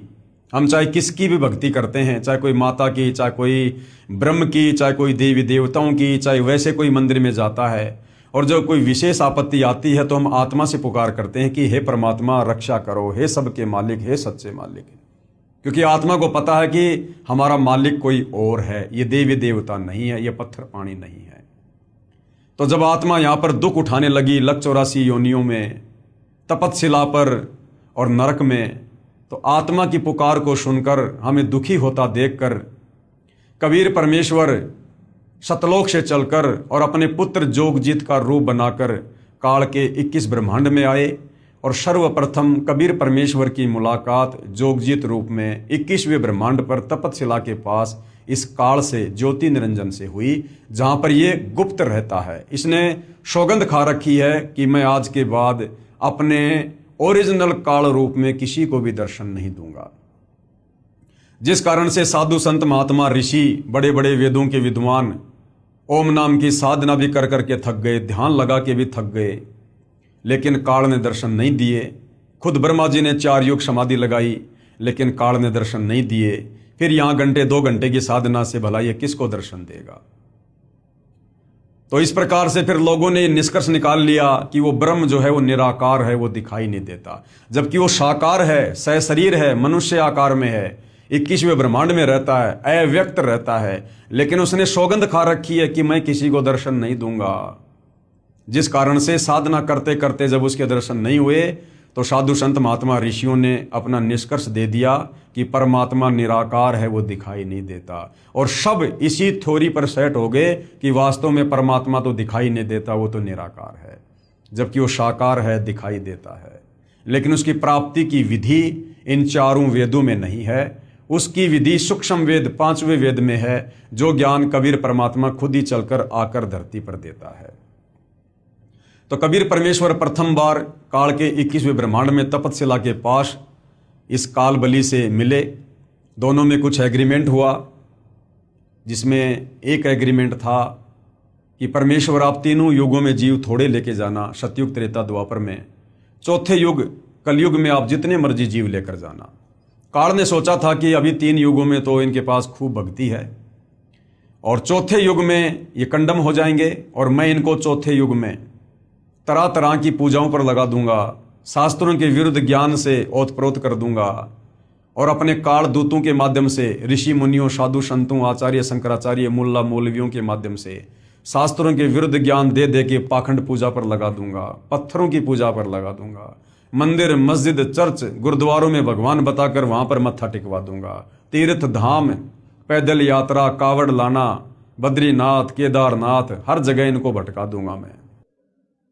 और जब वो परमात्मा चौथे युग में आकर इनको ज्ञान समझाएगा, ये उसकी एक भी बात नहीं मानेंगे, उल्टा उसका सिर फोड़ेंगे कि तू कहां से ये ज्ञान ले आया कि परमात्मा साकार है, दिखाई देता है, कोई सतलोक है। आज वही हो रहा है भाई और बहनों।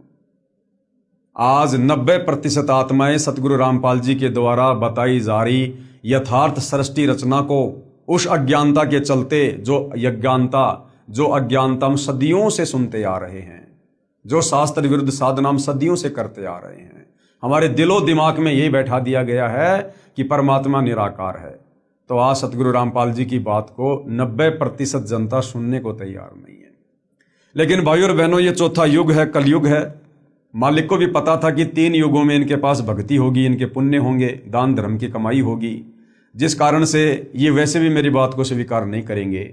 जब चौथा युग कलयुग आएगा, इनकी पुण्य कमाई नष्ट हो चुकी होगी, इनके पाप कर्म शेष बचेंगे, और पाप कर्मों के चलते इनके ऊपर तरह तरह की आपत्ति आएंगी।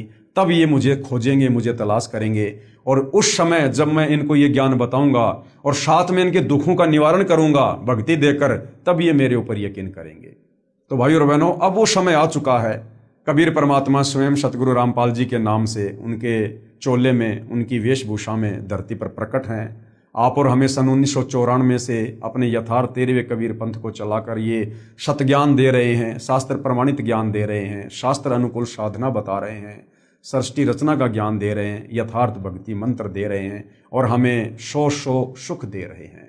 तो आज हमें यकीन हो रहा है कि वास्तव में परमात्मा कौन है, कैसा है, और कैसे उनकी प्राप्ति होगी। तो भाई और बहनों, पिछले वीडियो में हमने देखा, जो पवित्र पुस्तक ज्ञान गंगा में लिखा हुआ है, कि कबीर परमात्मा अपनी आत्माओं की पुकार को सुनकर, उनके कष्टों को देखकर, वो दयालु परमात्मा सतलोक से चलकर पृथ्वी पर प्रकट होता है, तत्वदर्शी संत की भूमिका करता है, जगत गुरु की भूमिका करता है, सतगुरु बनकर हमें सच्चा ज्ञान देता है, सृष्टि रचना बताता है। और ये कबीर परमात्मा चारों युगों में आता है, रह रहकर बीच बीच में भी आता है परमात्मा, लेकिन चारों युगों में परमात्मा विशेष तौर पर एक लीला ऐसी करता है, शिशु रूप में प्रकट होकर, और वेदों में लिखी अपनी महिमा को सत्य साबित करता है, ताकि हमें भगवान की पहचान हो सके। तो सतयुग में कबीर परमात्मा सत सुकृत ऋषि के नाम से प्रकट हुए, अपने तत्व ज्ञान का प्रचार किया, बहुत सी आत्माओं को अपने शरण में लिया और उनका उद्धार किया। उसके बाद कबीर परमात्मा जी त्रेता युग में वही कबीर परमात्मा सारी सृष्टि का रचनहार मुनिंदर ऋषि के नाम से प्रकट हुए, आप और हम आत्माओं को तत्व ज्ञान समझाकर सतलोक ले जाने के लिए। त्रेता युग में कबीर देव यानी कबीर साहिब का मुनिंदर नाम से प्राकाटे। नल तथा नील को शरण में लेना, ये नल और नील जिनके विषय में हमने रामायण में काफी बार सुना है, पढ़ा है, लेकिन हमें नल और नील की वास्तविक कथा का ज्ञान नहीं था, ना हमारे धर्म गुरुओं ने हमें बताया। शास्त्रों के विरुद्ध ही हमारे को ये कहानी बताई। वास्तव में नल और नील कौन थे और किस प्रकार से ये कबीर परमेश्वर जब मुनिंदर ऋषि के नाम से आए थे, उनकी शरण में आए, और ये कथा क्या है, ये अब हम सतगुरु रामपाल जी के जो है कर कमल से लिखित पवित्र पुस्तक ज्ञान गंगा से समझेंगे। तो त्रेता युग में कबीर परमेश्वर जी मुनिंद्र ऋषि के नाम से प्रकट हुए, बहुत सी आत्माओं को अपने शरण में लिया, और क्या क्या लीलाएं परमपिता परमेश्वर ने की आप और हम आत्माओं को शरण में लेने के लिए।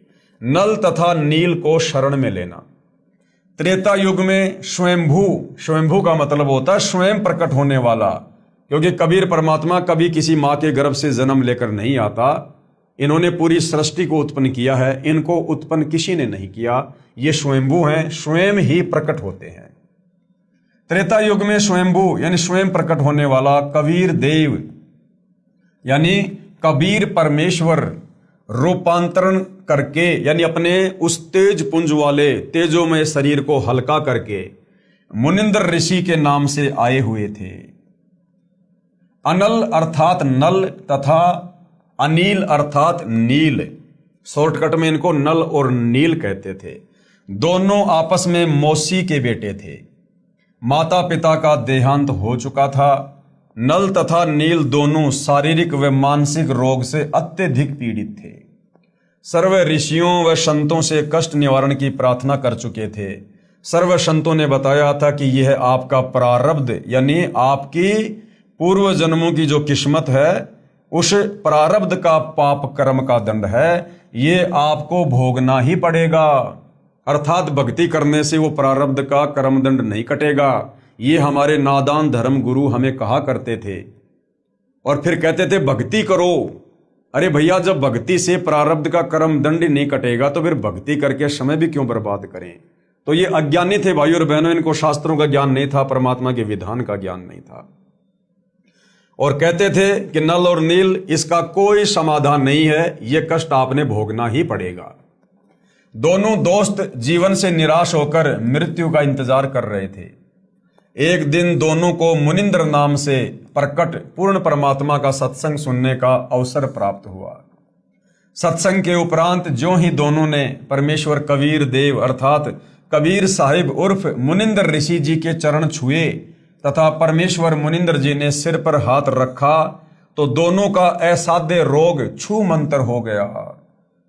कबीर परमेश्वर जो मुनिंद्र नाम से आए हुए थे, शीश पर हाथ रखने मात्र से नल और नील का वो असाध्य रोग समाप्त हो गया। अर्थात दोनों नल तथा नील स्वस्थ हो गए। इस अद्भुत चमत्कार को देखकर प्रभु के चरणों में गिरकर घंटों रोते रहे तथा कहा, आज हमें प्रभु मिल गया जिसकी तलाश थी, तथा उससे प्रभावित होकर उनसे नाम दीक्षा ले लिया तथा मुनिंद्र साहिब जी के साथ ही सेवा में रहने लगे। पहले संतों का समागम यानी सत्संग पानी की व्यवस्था देखकर नदी के किनारे पर होता था। नल और नील दोनों बहुत परमात्मा प्रेमी तथा भोली आत्माएं थी। परमात्मा में श्रद्धा बहुत थी, सेवा बहुत किया करते थे। समागमों में रोगी व वृद्ध व विकलांग भक्तजन आते तो उनके कपड़े धोते तथा बर्तन साफ करते, उनके लोटे और गिलास मांज दिया करते थे। परंतु थे भोले से दिमाग के, कपड़े धोने लग जाते थे तो सत्संग में जो प्रभु की कथा सुनी होती उसकी चर्चा करने लग जाते। वे दोनों प्रभु चर्चा में बहुत मस्त हो जाते और वस्तुएं दरिया के जल में डूब जाती। उनको पता भी नहीं चलता, किसी की 4 वस्तु लेकर जाते तो 2 वस्तु वापस ला कर देते। भगत जन कहते कि भाई आप सेवा तो बहुत करते हो परंतु हमारा तो बहुत काम बिगाड़ देते हो, ये खोई हुई वस्तुएं हम कहां से लेकर आए, आप हमारी सेवा ही करनी छोड़ दो, हम अपनी सेवा आप ही कर लेंगे। फिर नल तथा नील रोने लग जाते थे कि हमारी सेवा ना छीनो, अब की बार नहीं खोएंगे, परंतु फिर वही काम करते। फिर प्रभु की चर्चा में लग जाते और वस्तुएं यानी जो कपड़े थे बर्तन थे वो दरिया के जल में डूब जाती। भगत जनों ने ऋषि मुनिंद्र जी से प्रार्थना की कि कृपया आप नल तथा नील को समझाओ, ये ना तो मानते हैं और ना मना करते हैं। हम मना करते हैं तो रोने लग जाते हैं, हमारी तो आधी भी वस्तुएं वापस नहीं लाते। ये नदी किनारे सत्संग में सुनी भगवान की चर्चा में मस्त हो जाते हैं और वस्तुएं डूब जाती हैं। मुनिंद्र साहिब ने 1-2 बार तो उन्हें समझाया, वे रोने लग जाते थे कि साहिब हमारी ये सेवा ना छीनो। सतगुरु मुनिंदर साहिब ने कहा, बेटा नल तथा नील खूब सेवा करो, आज के बाद आपके हाथ से, क्या कहा मुनिंदर रूप में कबीर परमात्मा जी ने, ध्यान से सुनना भाई और बहनों, हमने जो उल्टी सीधी ये कथाएं सुनी हुई हैं, अब हमें वो वास्तविक कथा सुनने का सौभाग्य मिल रहा है। क्या कहा कबीर परमात्मा ने नल और नील को, ये आज के बाद आपके हाथ से कोई भी वस्तु, चाहे पत्थर या लोहा भी क्यों ना हो, जल में नहीं डूबेगी। मुनिंदर साहिब ने उनको ये आशीर्वाद दे दिया कि चाहे लोहे की वस्तु हो, चाहे पत्थर ही क्यों ना हो, तुम्हारे हाथ से जो जल में छोड़ा जाएगा, कोई भी वस्तु जल में नहीं डूबेगी, वो वहीं तैरती रहेगी। अब गुरुदेव भगवान कह रहे हैं कि आपने रामायण सुनी है। एक समय की बात है कि सीता जी को रावण उठाकर ले गया। भगवान राम को पता भी नहीं कि सीता जी को कौन उठा ले गया।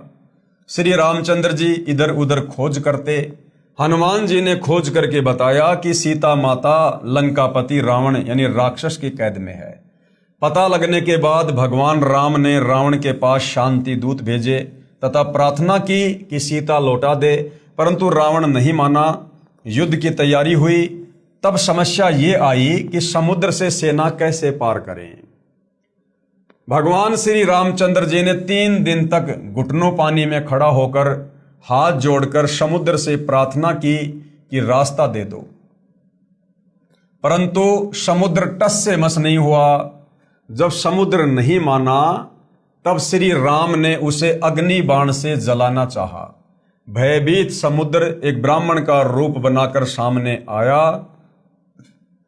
और कहा कि भगवान, सबकी अपनी अपनी मर्यादाएं हैं, मुझे जलाओ मत, मेरे अंदर ना जाने कितने जीव जंतु बसे हैं। अगर आप मुझे जला भी दोगे तो भी आप मुझे पार नहीं कर सकते, क्योंकि यहां पर बहुत गहरा गड्ढा बन जाएगा जिसको आप कभी भी पार नहीं कर पाओगे। समुद्र ने कहा, भगवान ऐसा काम करो कि सर्प भी मर जाए और लाठी भी ना टूटे, मेरी मर्यादा भी रह जाए और आपका पुल भी बन जाए। तब भगवान श्री राम ने समुद्र से पूछा कि वह क्या विधि है, कि भाई समुद्र देवता क्या विधि है बता। तो ब्राह्मण रूप में खड़े समुद्र ने कहा कि आपकी सेना में नल और नील नाम के 2 सैनिक हैं।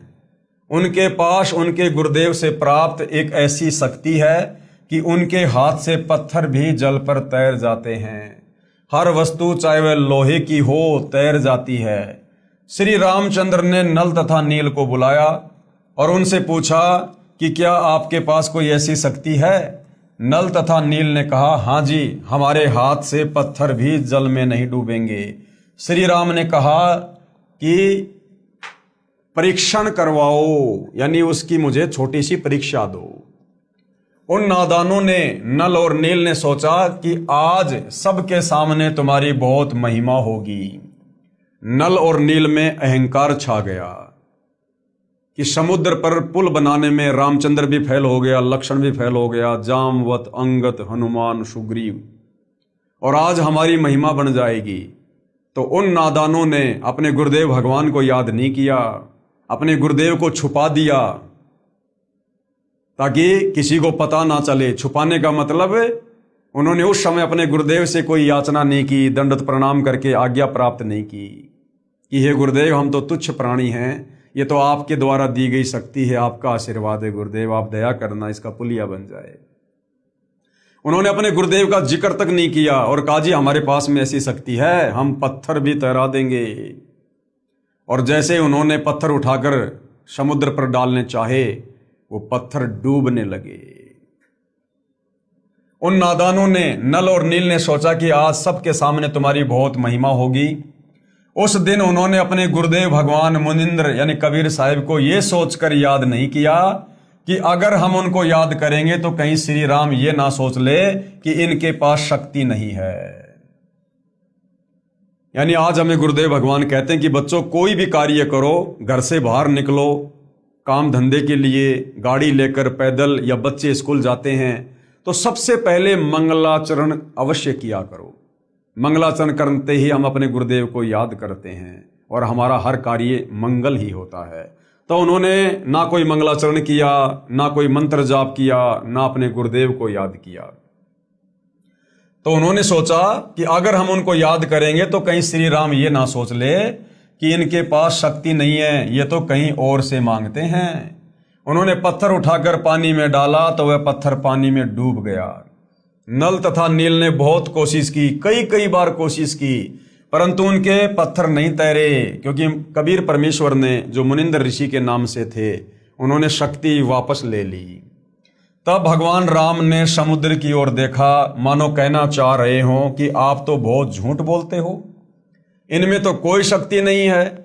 समुद्र ने कहा, नल नील, आज तुमने अपने गुरुदेव को याद नहीं किया। नादानों, अपने गुरुदेव को याद करो। वे दोनों समझ गए कि आज तो हमने गलती कर दी। उन्होंने सतगुरु मुनिंद्र साहिब जी को याद किया। सतगुरु मुनिंद्र यानी कबीर साहिब वहां पर पहुंच गए। भगवान रामचंद्र जी ने कहा कि हे ऋषिवर, मेरा दुर्भाग्य है कि आपके सेवकों के हाथों से पत्थर नहीं तैर रहे हैं। मुनिंद्र साहिब ने कहा कि अब इनके हाथ से तैरेंगे भी नहीं, क्योंकि इनको अभिमान हो गया है। सतगुरु की वाणी ये प्रमाण करती है कि गरीब जैसे माता गर्भ को राखे जतन बनाए, ठेस लगे तो क्षीण हो तेरी ऐसे भक्ति जाए। इस भक्ति को हमने मर्यादाओं में रहकर एक सच्चे शिष्य की भूमिका निभाते हुए इस प्रकार से सुरक्षित रखना होता है आत्म कल्याण के लिए, जिस प्रकार वर्षों बाद किसी बहन बेटी को गर्भ रहा हो, प्रेग्नेंट हो, और किस प्रकार से फिर वो अपने बच्चे को अपने गर्भ में सुरक्षित रखती है। खाने पीने में सावधानी, चलने फिरने में सावधानी, उठने बैठने में, काम धंधा करने में, रात्रि को सोने में भी वो करवट लेते समय कितनी सावधानी रखती है, कहीं मेरे बच्चे के ऊपर कोई दबाव ना आ जाए, मेरा बच्चा खराब ना हो जाए।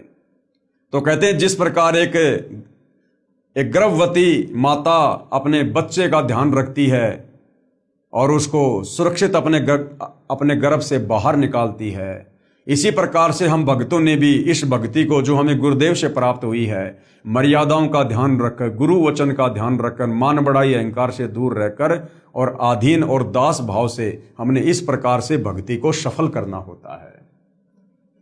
उस दिन के पश्चात नल तथा नील की वह शक्ति समाप्त हो गई। अब रामायण की कथा सुनाते समय हमारे ज्ञानहीन अंधे धर्मगुरु कहा करते थे कि नल और नील ने पत्थर तैरा दिए, जिस कारण से समुद्र पर पुलिया बना था, जबकि भाई और बहनों ये सत्य कथा नहीं है। उस दिन के पश्चात नल तथा नील की वह शक्ति समाप्त हो गई। श्री रामचंद्र जी ने परमेश्वर मुनिंद्र साहिब जी से कहा कि हे ऋषिवर, मुझ पर बहुत आपत्ति आई हुई है, दया करो, किसी प्रकार से ना परले पार हो जाए।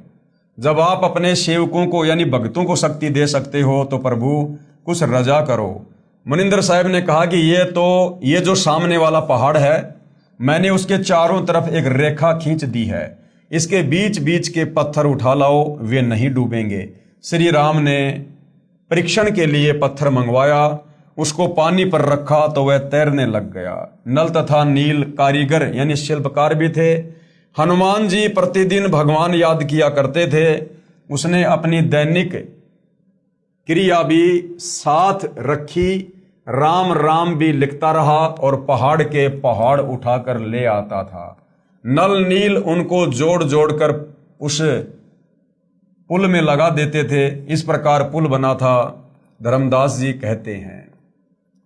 तो भाई और बहनों, आज से पहले हमारे ज्ञानहीन नादान धर्मगुरुओं के द्वारा हमें जो झूठी कथा बताई जाती थी कि नल और नील के हाथ से पानी में पत्थर तैरने लग जाते थे, तो नल और नील पुलिया बनाते समय उन पत्थरों को हाथ से छू दिया करते थे, जिस कारण से वो पुलिया बन गया। तो कोई कहता था कि हनुमान जी उन पत्थरों के ऊपर राम राम लिख दिया करते थे, जिस कारण से पत्थर तैर जाया करते थे। तो ये सारी की सारी झूठी कथा हमें बताई जाती थी।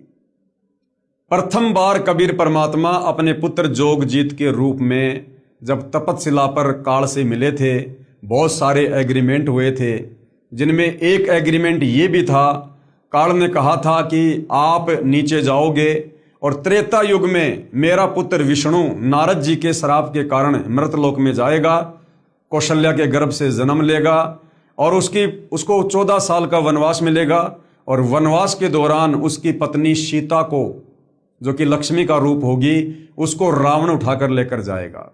और रामचंद्र सीता को वापस लाने के लिए समुद्र पर पुलिया बनाना चाहेगा, लेकिन उसका पुल नहीं बन पाएगा।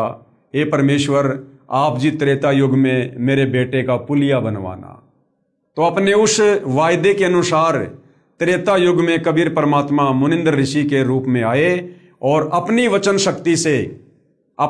शक्ति से एक पहाड़ के पत्थरों को हल्का किया, जिस कारण से समुद्र पर वो पुलिया बना। अब हनुमान जी सेवक थे, रामचंद्र जी के भगत थे। वो प्रतिदिन अपना राम राम राम राम शब्द का जाप किया करते थे। तो हनुमान जी काम करते करते, पहाड़ उठाते उठाते उसके ऊपर मोटे मोटे अक्षरों में राम लिख दिया करते थे, जिससे उसका मंत्र जाप भी हो जाता था और काम भी हो जाता था।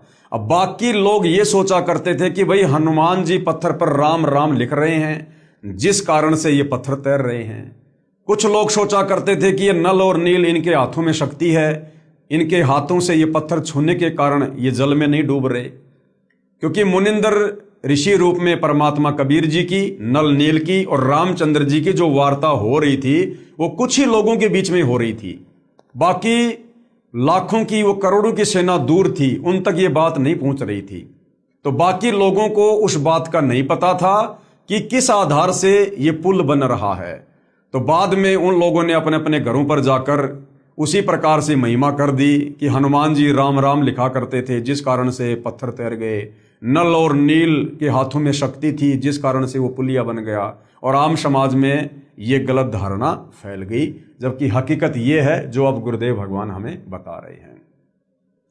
इस विषय में आदरणीय धर्मदास जी ने कबीर परमेश्वर की महिमा में कि कबीर परमेश्वर जी आपने त्रेता युग में मुनिंद्र ऋषि के नाम से आकर नल और नील को अपनी शरण में लिया। आपने रामचंद्र जी का जो पुलिया नहीं बन पा रहा था, वो दुखी था, परेशान था, अपनी पत्नी सीता को लंका से वापस लाने के लिए। हे परमेश्वर, आपने किस प्रकार से उसका पुलिया बनवाया, आप तो महान हो, आपकी महिमा अपरंपार है। उन्होंने एक शब्द गाया। तो धर्मदास जी 650 साल पहले जब कबीर परमात्मा कलयुग के प्रथम चरण में कबीर नाम से आए थे, तो कबीर परमेश्वर जी के परम भगत थे, और कबीर परमेश्वर ने धर्मदास जी के माध्यम से कबीर सागर भी लिखवाया था। तो धर्मदास जी अपने परमात्मा कबीर जी की महिमा में क्या कह रहे हैं? रहे नल नील यतन कर हार, तब सतगुरु से करी पुकार। रहे नल नील यतन कर हार, तब सतगुरु से करी पुकार।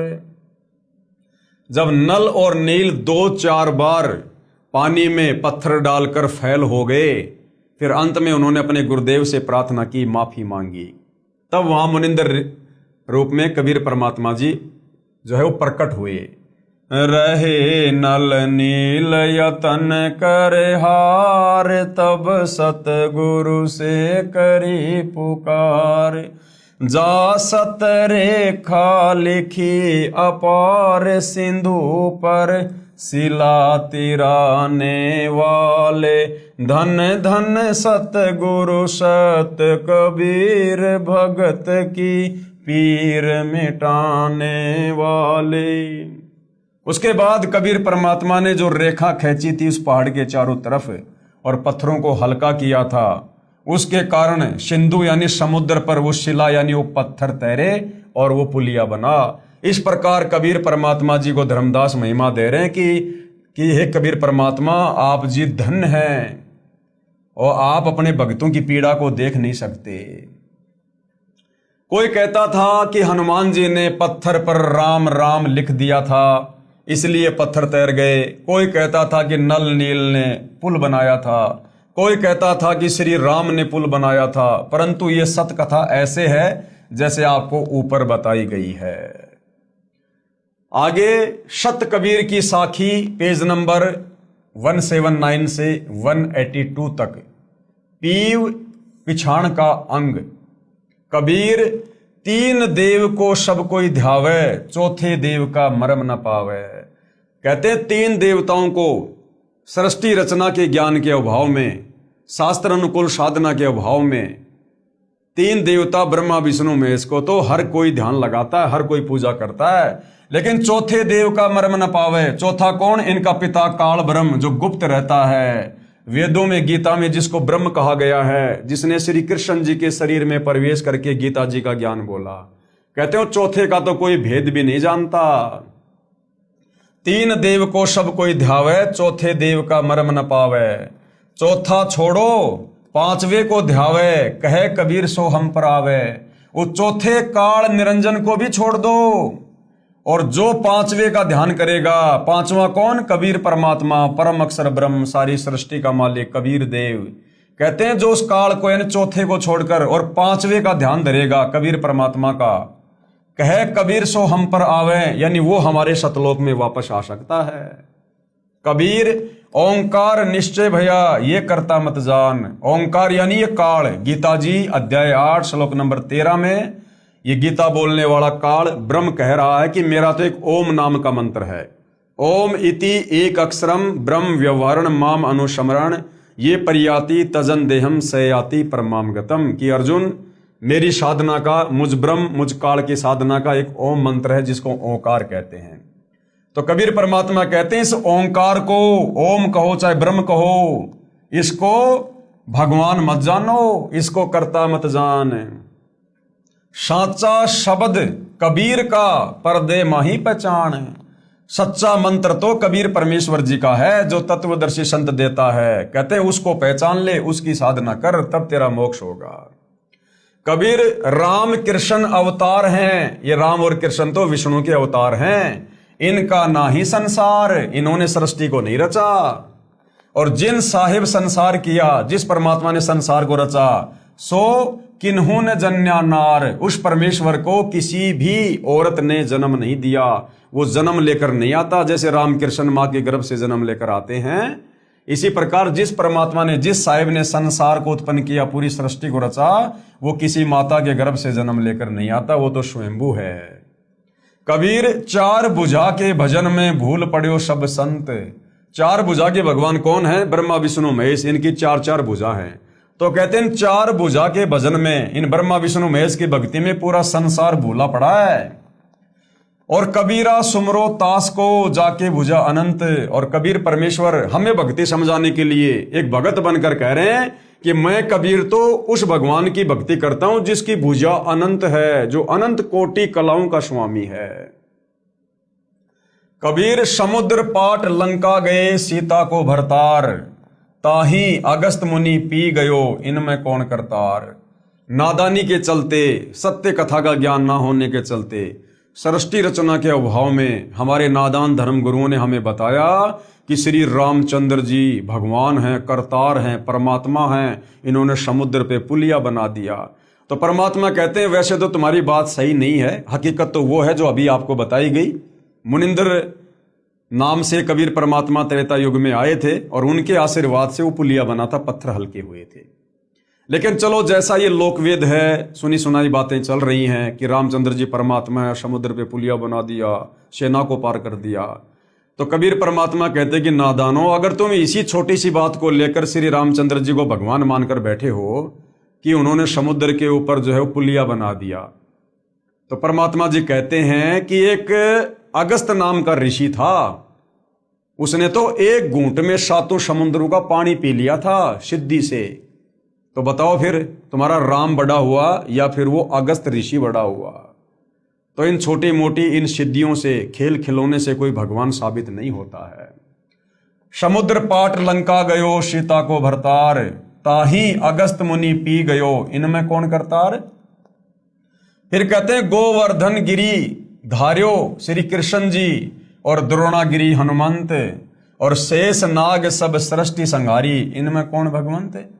दूसरा, हम लोग अध्यात्म की जानकारी ना होने के चलते कहा करते थे कि श्री कृष्ण जी ने गोवर्धन पर्वत को अपनी उंगली पर धारण कर लिया, जिस कारण से हम उनको भगवान कहने लगे। और कहते थे कि हनुमान जी ने द्रोणागिरी पहाड़ को उठा लिया, संजीवनी बूटी सहित द्रोणागिरी पहाड़ को उठाकर लंका ले गए, इसलिए ये भगवान हैं। तो परमात्मा कहते हैं वैसे तो हकीकत कुछ और है। कबीर परमात्मा ने ही श्री कृष्ण जी का रूप बनाकर और गोवर्धन पर्वत को उठाया था, और जो द्रोणागिरी पहाड़ था उसको भी कबीर परमात्मा ने ही हनुमान जी को शक्ति देकर उठवाया था। लेकिन ये भाई और बहनों, जब हमें सतगुरु रामपाल जी के सत्संग सुनेंगे, सृष्टि रचना को समझेंगे, तब हमें पता चलेगा कि कबीर परमात्मा के अलावा सारी सृष्टि में चाहे हनुमान हो, चाहे शनि देव हो, चाहे 33 करोड़ देव हो, चाहे ब्रह्मा विष्णु महेश हो, चाहे काल और दुर्गा है, ये सब जीव श्रेणी में है। जीव श्रेणी में ये कुछ नहीं कर सकते, करने करवाने वाला कबीर भगवान है। तो कहते हैं अगर तुम इसी बात के आधार से श्री कृष्ण जी को भगवान मानकर बैठ गए कि उसने गोवर्धन पर्वत को उठा लिया, हनुमान जी ने द्रोणागिरी पहाड़ को उठा लिया, और फिर तुम ही लोग कहते हो कि शेष नाग के सिर के ऊपर पूरी पृथ्वी रखी हुई है, तो बताओ फिर वो शेष नाग बड़ा हुआ या तुम्हारा हनुमान और श्री कृष्ण बड़ा हुआ? अरे वो द्रोणागिरी पहाड़ और वो गोवर्धन पर्वत जिस धरती पर हैं, उस धरती को तुम कहते हो कि शेष नाग अपने सिर पर रखे हुए हैं, तो बताओ फिर सबसे बड़ा भगवान कौन हुआ? तो कहने का मतलब है ये केवल दंत कथा है, आदि अधूरी ये कथा है।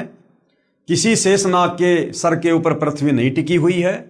ये पृथ्वी परमपिता परमेश्वर के वचन से अपनी जगह पर स्थिर है, घूम रही है। जैसा भी है परमेश्वर के वचन से। हमने सृष्टि रचना में पढ़ लिया कि कबीर परमेश्वर जी ने इस काल को श्राप दिया था, जिस कारण से इसके 21 ब्रह्मांड सतलोक से विमान की तरह चल पड़े और सतलोक से 16 संकोश की दूरी पर आकर परमेश्वर के वचन से स्थिर हो गए। वैज्ञानिक जिसको गुरुत्वाकर्षण की शक्ति कहते हैं। फिर कहते हैं कबीर काटे बंधन विपत्ति में कठिन किया संग्राम, चीनो रे नर प्राणियां गरुड़ बड़ों के राम। फिर हमें क्या बताया जाता था कि श्री रामचंद्र जी इसलिए परमात्मा हैं कि इन्होंने लंकापति रावण को मार दिया और सीता जी को वापस लेकर आ गए। तो कबीर परमात्मा कहते हैं कि नादानो, जब श्री रामचंद्र और उसकी पूरी सेना हनुमान, सुग्रीव, जामवत, अंगद, लक्ष्मण, जब ये सारे वहां पर लंका में लड़ाई कर रहे थे रावण के साथ, तो रावण ने एक सिद्धि शक्ति से रामचंद्र जी और उसकी पूरी सेना को, हनुमान को, सबको नाग फांस में बांध दिया था।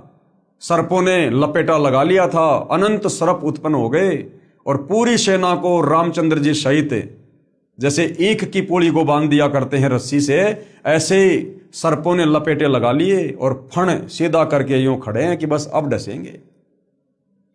उस समय श्री रामचंद्र जी ने, जिनको तुम परमात्मा कहते हो, सर्वशक्तिमान कहते हो, जो एक सर्प से, एक सांप से अपना बंधन नहीं छुड़वा पाए, उन्होंने अपने वाहन श्री गरुड़ पक्षी जी का आह्वान किया, उनसे प्रार्थना की। उसी समय गरुड़ पक्षी प्रकट हुए और बहुत सारे रूप बनाए अपनी सिद्धि से, और अपनी चोंच से उन सर्पों को काटा, मारा और रामचंद्र जी और उसकी सेना को बंधन मुक्त किया। तो बताओ फिर राम बड़ा हुआ या फिर वो गरुड़ बड़ा हुआ, जिस गरुड़ ने तुम्हारे रामचंद्र जी के भी बंधन काटे? काटे बंधन विपत्ति में कठिन किया संग्राम, चीनो रे नर प्राणियों गरुड़ बड़ो या राम। कबीर कहे कबीर चित चेत हूं शब्द करो निर्वार, श्री राम ही करता कहत भूल पड़े संसार। कबीर जिन राम कृष्ण व निरंजन कियो सो तो करता न्यार। क्या कहते हैं कबीर परमात्मा कि जिस भगवान ने तुम्हारे श्री कृष्ण जी को भी बनाया, और श्री कृष्ण यानी ब्रह्मा विष्णु महेश के पिता, निरंजन यानी इस काल को भी बनाया, कहते हैं वो परमात्मा तो कोई और ही है। अंधा ज्ञान न बूझ ही, मूर्ख आदमी उसके विषय में नहीं पूछेंगे, नहीं जानेंगे, कहे कबीर विचार। कहते हैं इन बातों पर तो कोई अधिकारी भगत, अधिकारी हंस ही चर्चा करेंगे।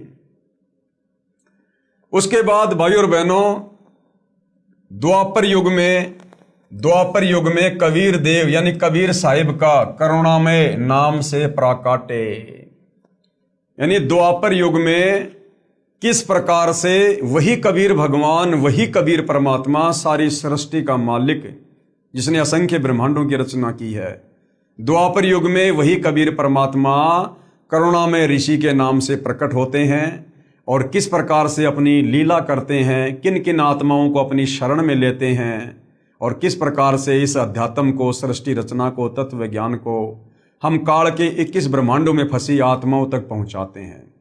इस पर हम विशेष तौर पर भाई और बहनों अगले वीडियो में चर्चा करेंगे, क्योंकि ये परमेश्वर की महिमा है, जगत पिता जगदीश्वर की महिमा है, जिनके विषय में आज से पहले हम कुछ भी नहीं जानते थे। तो हम इस अमर कथा को, नारायण कथा को, सत्य कथा को हम धीरे धीरे पढ़ेंगे और आगे बढ़ेंगे और समझते जाएंगे। और जिन जिन भाई बहनों को समझ में आ रही है उनसे प्रार्थना है, भाई ये मानव जन्म बड़ा दुर्लभ है, और जब तक हम तत्वदर्शी संत की शरण में नहीं आ जाते हैं और उनकी मर्यादा में रहकर भक्ति शुरू नहीं करते हैं, तब तक हमें इस मनुष्य जन्म का भी भरोसा नहीं है। ये कब हमारे हाथ से निकल जाए, कब किस घटना में हमारी मृत्यु हो जाए, कब ये अनमोल शरीर हमारे हाथ से छूट जाए और काल हमें तुरंत लक 84 योनि में, नरक में गधा कुत्ता सूअर बनाकर छोड़ देगा। और ये मनुष्य जन्म केवल और केवल अपनी आत्मा के कल्याण के लिए तत्वदर्शी संत की खोज करके, उसकी शरण में आकर शत भक्ति करके मोक्ष करवाने के लिए मिलता है। वो शु अवसर आज आप और हमें सहज में उपलब्ध है। जिस परमेश्वर को खोजने से वो प्राप्त नहीं होता, अरे खोजने से तो ये काल ब्रह्म ही प्राप्त नहीं होता। ब्रह्मा ने अपने पिता ब्रह्म का ध्यान लगाया 4 युग, साधु संत महात्मा सतयुग त्रेता द्वापर युग में हजारों वर्ष समाधि लगाकर ओम नाम का जाप करते, तप करते, इस काल ने भी दर्शन नहीं दिए। सोचिए वो सारी सृष्टि का मालिक, वो काल का भी पिता जिसने काल को अंडे से उत्पन्न किया, कबीर परमेश्वर, सोचिए वो खोजने से कैसे मिलेगा। वो तो स्वयं ही दया करता है, अनुग्रह करता है, वो स्वयं ही आकर हमें यहाँ दर्शन देता है, मिलता है। तो भाई और बहनों, ये मौका अनंत युगों के बाद बड़ी मुश्किल से मिलता है। कबीर परमेश्वर ने आप और हमें दिया है। आज वो आप और हम सब पर दया युक्त हैं।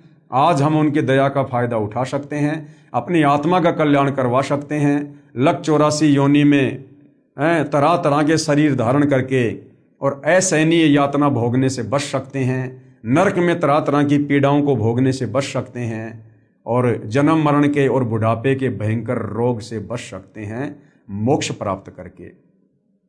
और ये मोक्ष उसी समय संभव है जब हम जगत गुरु तत्वदर्शी सतगुरु रामपाल जी के सत्संग रुचि लेकर, निष्पक्ष होकर, धैर्य के साथ सुनेंगे। ज्ञान समझ में आने के बाद हम उनसे उपदेश प्राप्त करेंगे और फिर वे जो मर्यादा बताएंगे, जो नियम बताएंगे, उन नियमों में रहकर यदि भक्ति सफल करेंगे तो भाई और बहनों हमारी आत्मा का कल्याण होगा। ये जन्म जन्मांतरों का कष्ट हमारा कटेगा जो हम इस काल के 21 ब्रह्मांड रूपी जेल में काट रहे हैं। तो भाई और बहनों, आज की वीडियो में केवल इतना ही।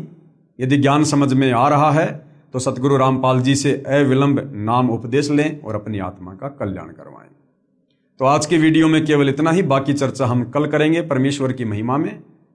तब तक गुरुदेव भगवान हम सबको आज्ञा दे, आशीर्वाद दे, सद्बुद्धि दे, हमारा मार्गदर्शन करे, हमें भ्रमने भटकने से बचाए और गुरुदेव के कर कमल से लिखित ये पवित्र सृष्टि रचना, ये हमारी इस 2 कोडी की इस बुद्धि में समाये, हम इसको समझ सकें, हम अमल कर सकें और अपनी आत्मा के कल्याण के लिए नाम उपदेश ले सकें।